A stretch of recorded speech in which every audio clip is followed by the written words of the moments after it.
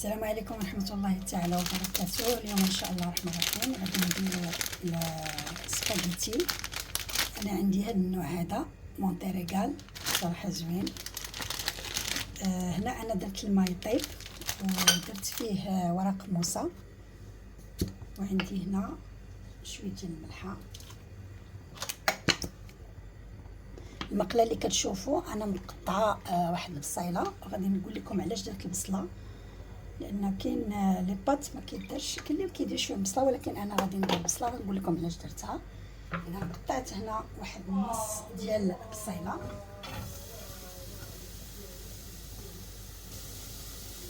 وغادي نزيد النص الاخر.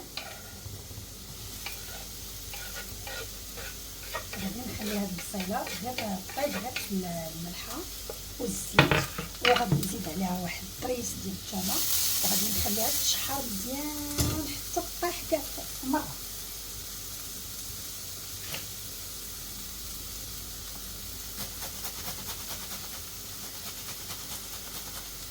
غادي ندير فيها لا ابزار ولا حتى شي حاجه، باش هذاك الشيء دوك التوابل ما يخلوش هاد البصيله والثومه يتحرقوا في القاع ديال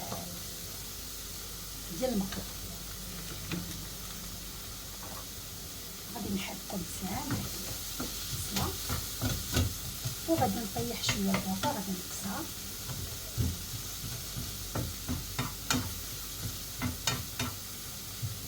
غادي ندوزو هنا، غادي ندير استسمح، هادي غادي نديرها كيف ما هكا، يعني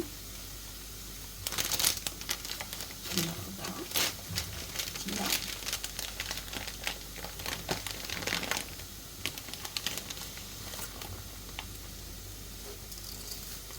نتحركوها، ما حتى شي حاجه، غادي تبدا تنزل غير بوحدها.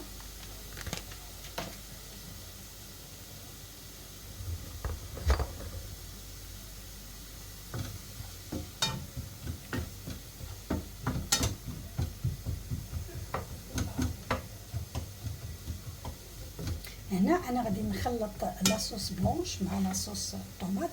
بالنسبه لاصوص طوماط غادي ندير غير معلقه ديال، عندي هنا لا كريم، وغادي ندير غير معلقه واحده اولا جوج ديال الطماطم المركزه. اذا كيف كتلاحظوا راهي نزلات بوحدها، ما قربت ليها ما حتى شي حاجه، ولكن ملي غادي طيب قبل ما غادي نديرها في لاصوص غادي نحاول انني غادي نهزها بحال هكا، وغادي نبدا كنقطع بالمقص على قد ما يعني تحت ليا الفرصه. صافي دابا غادي نخلوها طيب على خاطرها، وندوزو نشوفو البصيله. نحاولو نزيدو شويه في البوطه.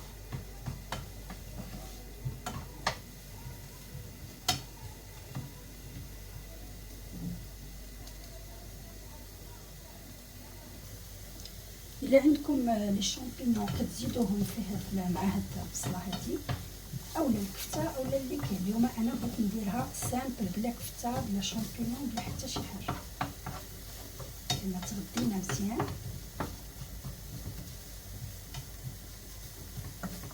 بغيت ندير هاد لي بات خفاف، يعني بلا لحم. دابا ملي كطيح البصله كنزيد نضيف شويه ديال الابزار، غير شويه،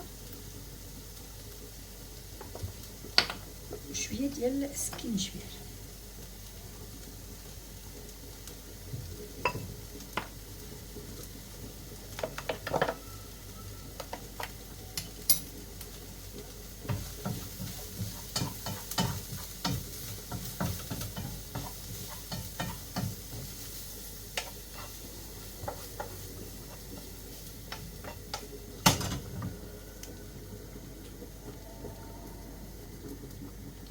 اذا غادي ناخذ واحد العرفه، وغادي ناخذ شويه من هاد البويون ديال لاباط ديال لي بات، ونزيدو هاد البصله ونخليها طيب على خاطرها. كيف ما قلت لكم، الا عندكم شي دجاج اولا شي شامبينيون ولا شي حاجه، هذه الطريقه اللي ديرو باش طيح مزيان هاد البصله. عاد باش غادي نزيدو ان شاء الله لا كريم فريش، ونديرو معلقه اولا جوج ديال لاصوص طوماط.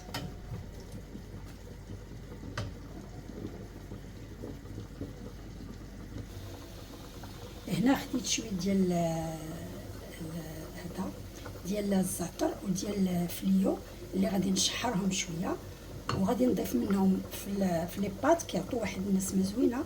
وفي الاخير ديال اخر مرحله في لاصوص غادي نضيف لها هذا، احسن من انكم ديروا ربيع طري. غادي نسخنوا واحد شويه.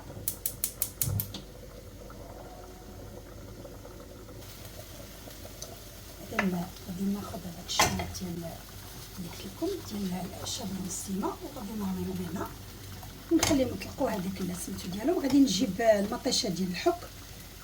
اذا كيف كتشوفوا هنا بالنسبه للبصله هي صافي طاحت مزيان. غادي ندير واحد 2 معالق كبار ديال المطيشه ديال الحك اولا الطوماط كونسونطري.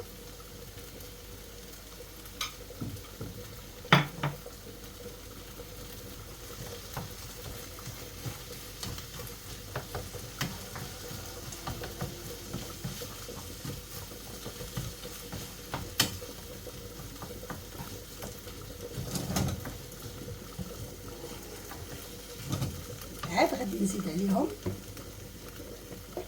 لا كريم فريش،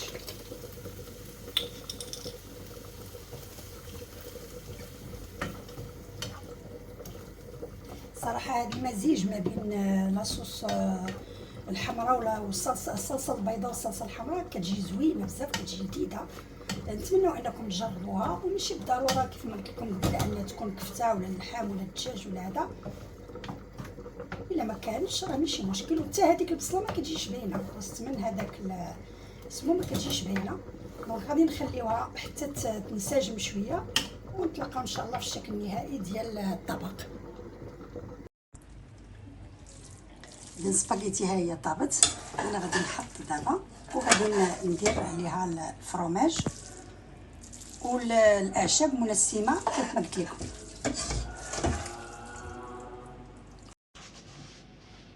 لا توش فينال هي ديال شويه ديال الزعتر وديال الفليو، صراحه كتجي نسمه هائله. نتمنى ان الشهوه ديال اليوم تنال الاعجاب ديالكم. ما تنساوش اللايك والضغط على الجرس باش يوصلكم دائما الجديد ديال سيتي الحبايب.